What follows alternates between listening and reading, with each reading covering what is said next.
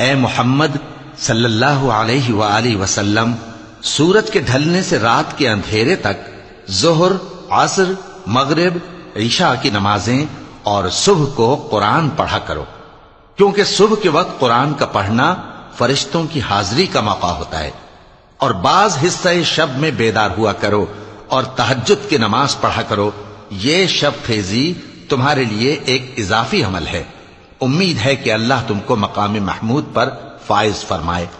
اور کہو کہ اے پروردگار، مجھے مدینے میں اچھی طرح داخل کیجو اور مکے سے اچھی طرح نکالیو،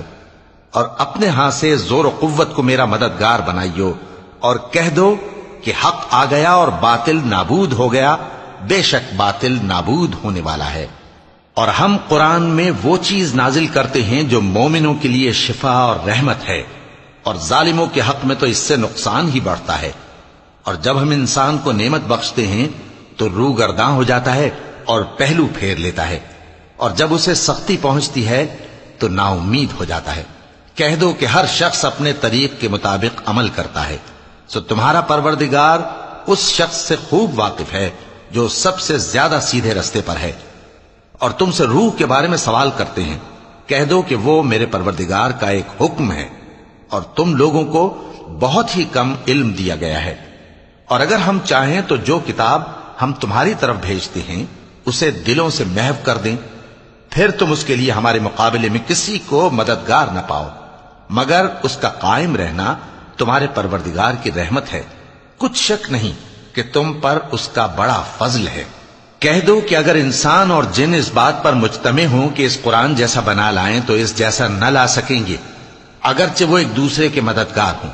اور ہم نے قرآن میں سب باتیں طرح طرح سے بیان کر دی ہیں، مگر اکثر لوگوں نے انکار کرنے کے سوا قبول نہ کیا، اور کہنے لگے کہ ہم تم پر ایمان نہیں لائیں گے جب تک کہ عجیب و غریب باتیں نہ دکھاؤ، یعنی یا تو ہمارے لیے زمین سے چشمہ جاری کر دو، یا تمہارا کھجوروں اور انگوروں کا کوئی باغ ہو اور اس کے بیچ میں نہریں بہا نکالو، یا جیسا تم کہا کرتے ہو ہم پر آسمان کے ٹکڑے گرا دو، یا اللہ اور فرشتوں کو ہمارے سامنے لے آؤ، یا تمہارا سونے کا گھر ہو، یا تم آسمان پر چڑھ جاؤ، اور ہم تمہارے چڑھنے کو بھی نہیں مانیں گے جب تک کہ کوئی کتاب نہ لاؤ جسے ہم پڑھ بھی لیں۔ کہہ دو کہ میرا پروردگار پاک ہے، میں تو صرف ایک پیغام پہنچانے والا انسان ہوں۔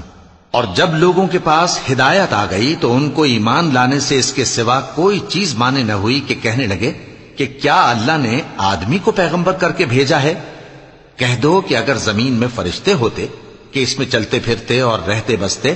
تو ہم ان کے پاس کسی فرشتے کو پیغمبر بنا کر بھیجتے۔ کہہ دو کہ میرے اور تمہارے درمیان اللہ ہی گواہ کافی ہے، وہی اپنے بندوں سے خبردار ہے اور ان کو دیکھنے والا ہے۔ اور جس شخص کو اللہ ہدایت دے وہی ہدایت یاب ہے، اور جن کو گمراہ رہنے دے تو تم اللہ کے سوا ان کے رفیق نہیں پاؤ گے۔ اور ہم ان کو قیامت کے دن اوندھے منہ، اندھے، گونگے اور بہرے بنا کر اٹھائیں گے، اور ان کا ٹھکانہ دوزخ ہے۔ جب اس کی آگ بجھنے کو ہوگی تو ہم ان کو عذاب دینے کے لیے اسے اور بھڑکا دیں گے۔ یہ ان کی سزا ہے، اس لیے کہ وہ ہماری آیتوں سے کفر کرتے تھے اور کہتے تھے کہ جب ہم مر کر بوسیدہ ہڈیاں اور ریزہ ریزہ ہو جائیں گے تو کیا اثر نو پیدا کیے جائیں گے؟ کیا انہوں نے نہیں دیکھا کہ اللہ جس نے آسمانوں اور زمین کو پیدا کیا ہے اس بات پر قادر ہے کہ ان جیسے لوگ پیدا کر دے، اور اس نے ان کے لیے ایک وقت مقرر کر دیا ہے جس میں کچھ بھی شک نہیں،